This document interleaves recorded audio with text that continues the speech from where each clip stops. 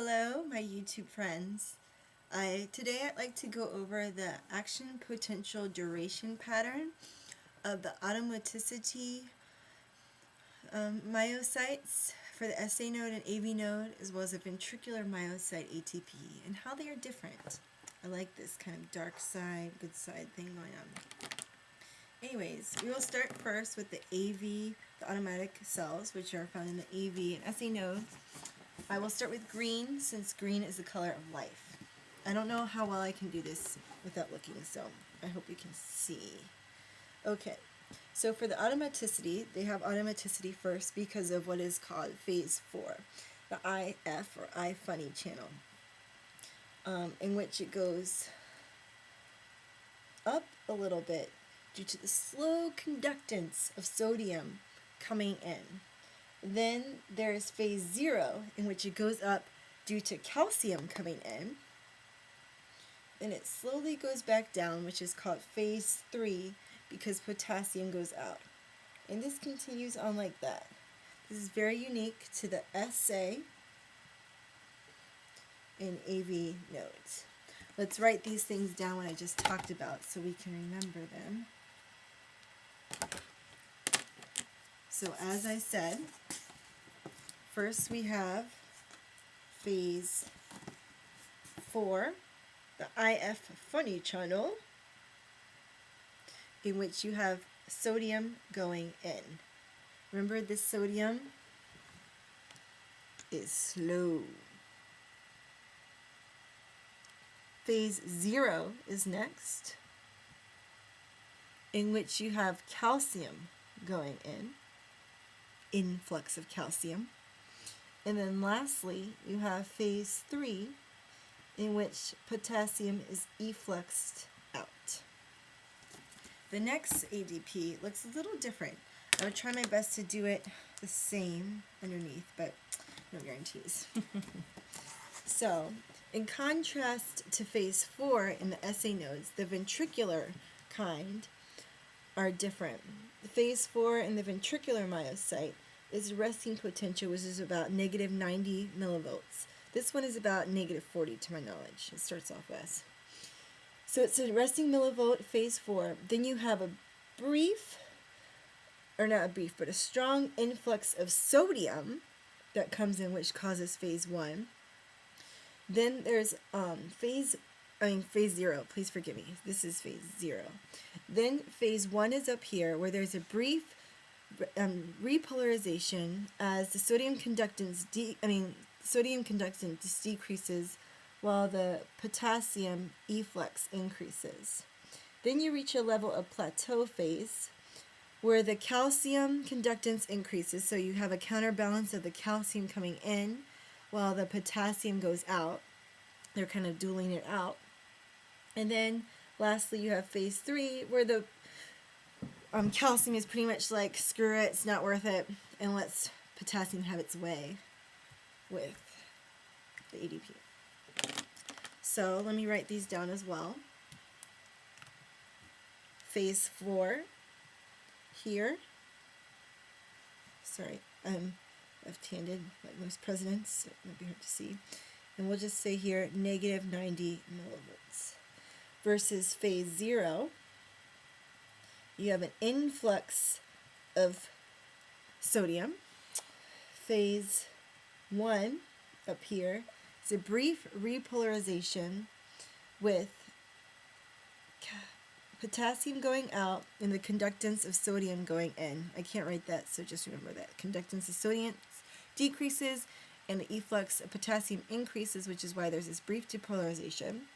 Phase 2 is what is called the plateau phase, because calcium goes in, potassium goes out, and they're kind of dueling lovers, I like to think of it here, trying to fight for the ADP.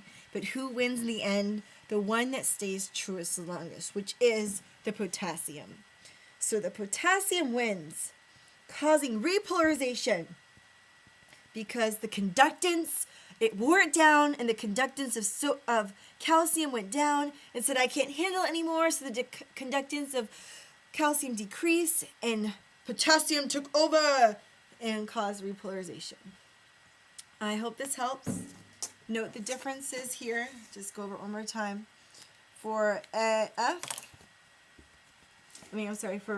for 4, in automaticity, you have the IF funny channel, which is due to slow influx of sodium, and it's continuously, getting higher and higher to reach its point of action potential. Versus in the ventricular, it's pretty much flat. No, nothing going on there.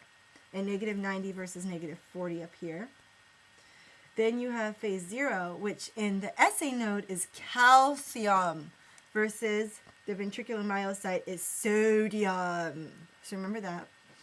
And in phase 1, as well as phase 2, is absent in the SA-AV node, as we can see clearly, versus in phase 1, in the ventricular myocyte only, is the potassium efflux coming with a decrease of conductance in sodium, while phase 2 is the dueling lovers of potassium trying to efflux, calcium influxing, this tug and pull of things. But finally, what wins in the end, I forgot to write phase 3, my bad.